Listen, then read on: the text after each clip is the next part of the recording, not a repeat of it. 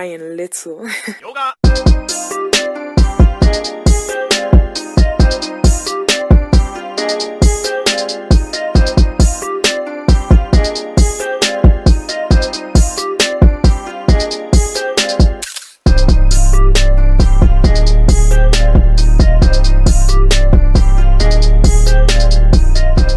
I haven't heard a lot of people talking about this story. It's basically in the group of people who are Bible believers and believe that, Black people are the true Hebrew Israelites. And there are many camps that stand on street corners and they yell at people. Some of them do read from the Bible. I have seen a few of the members in certain camps, they will just read the biblical text.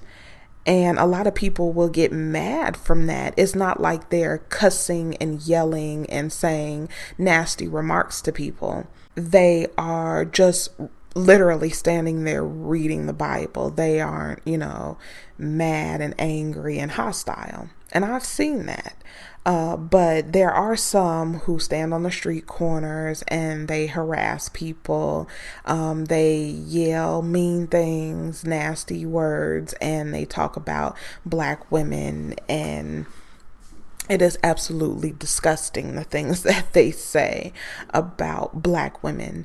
And what's interesting about this situation is that it's alleged that a IUIC member has been charged with murder, and that this young lady, whose name is Joy Morgan, she was a part of IUIC, that is a Black Hebrew Israelite camp, and that nobody has heard from her. She is missing. They have not found a body.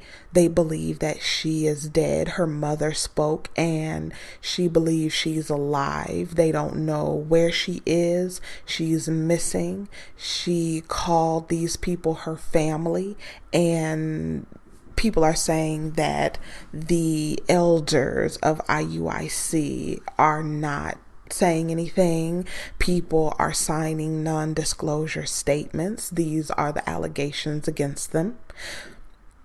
And if you look at this woman, usually when you hear them on the street corners yelling, the woman has on pants, which that has nothing to do with the biblical text. They are saying, she has makeup, or her hair is blonde, red, orange, green, and, they'll talk about a woman, just strip Black women specifically down. They have this 12 tribes chart that is literal BS, and it opens the door for them to bring the men that they hate women into the camp. There are some camps that basically say, you are what your father is. So therefore, even if you go get the devil's wife, which would be a white woman, then the children that you have with her are Black, and she has to go by the rules of the biblical text. And I've heard some disgusting things. I have heard men, especially a part of GMS, saying,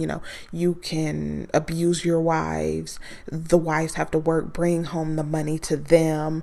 The wives, they can have multiple wives. They have white wives, and they make their Black wives bow down to their white wife, and that you can call her a B word. There's been some of them literally calling women, Black women who are passing by, bitches. So this is something that I will be keeping an eye on. And this is not the first time I have heard about, someone being killed by one of these men in one of these camps. And I just want to say, everybody who is a Bible believer and do believe that we are the original people from that biblical text, are not like this.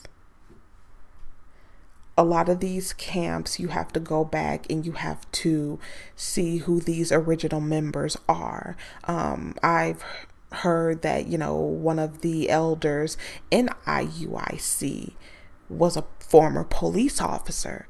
So you never know what's going on, because anything can be infiltrated by anyone. And there are a lot of bad people out there, a lot of angry people who can be led to do things by others who have agendas. Because I want to make it clear that not everybody's out there, doing this. You can use discernment to see who truly wants to bring the word and who is trying to get out some anger or some agenda, or trying to grab some type of power. There's a lot of people who are leaving these camps because they realize, they were being led. There's things that are being said and done, from the rape of women to sex with underage girls. It's a lot of things that have been happening with certain people in these camps, and a lot of people who do really, truly, honestly want to know the truth and, have a relationship with the Most High. They are seeing that, this is not the way to go. It's kind of like when me and other people left the Christian church, when our eyes was open to what all of that was, and then we, went searching for the truth. I never got involved with these camps. I thought some of the stuff was funny that they would say, and then some of the stuff was disgusting. But I also want to say before I end this that remember this situation about these young adults from the Covington Catholic school. And you can see some videos on here that are talking about black supremacists. Basically, they're calling these men black supremacists. I do not know what these men were yelling out. I do not know what they said. I don't know what was going on. But I have to say, with these men particularly, they were put on television to demonize anyone who believes that black people are the people in the biblical text. And they're here to smear this awakening and to kind of, make people afraid to speak out and say that they do believe that they are a person from the biblical text, specifically black people. And when you actually go look at the FBI categorization of BIE, Hebrew Israelites, even though you can't find a murder that's happened to a non-black person by a Hebrew Israelite from any camp or from any gathering or meeting or people who come together, you've never heard of them bombing a building, enslaving people, killing people, hanging people. There's been 0 deaths to anyone that is non-black, but yet there are black supremacists. But you have to juxtapose that to white supremacists. What have white supremacists done? They've killed and maimed and hung and lynched, and they continue to this day to kill people. What have these so-called black supremacists done? Have they done the same? No, they haven't. But it's an agenda to have everyone looking at people who profess that they are the Israelite people under a brush, and to keep those who may be coming into this knowledge, to keep them away and to stop it. This specific situation was bullshit to me, because you had the Native Americans over there and you had these kids with the MAGA hats, which why is a school allowing political, anything political to go on. They all had Make America Great Again had, and we know what Make America Great Again means. I'm not going to play games like we don't know what that means. They had the hats on. They were trying to intimidate everyone that was there. These were not children. These were young adults that are going to graduate and they're going to college. They're adults. They do adult things, and to try and paint them like they're little 9-year-old kids who didn't know better and were scared, it's bullshit. The things that they do and say amongst each other, to each other, is off the chain. I know what was happening in my school in junior high. So these are high school students that are young adults. And then they say, oh, they were screaming profanity. These people were just screaming nasty words at them.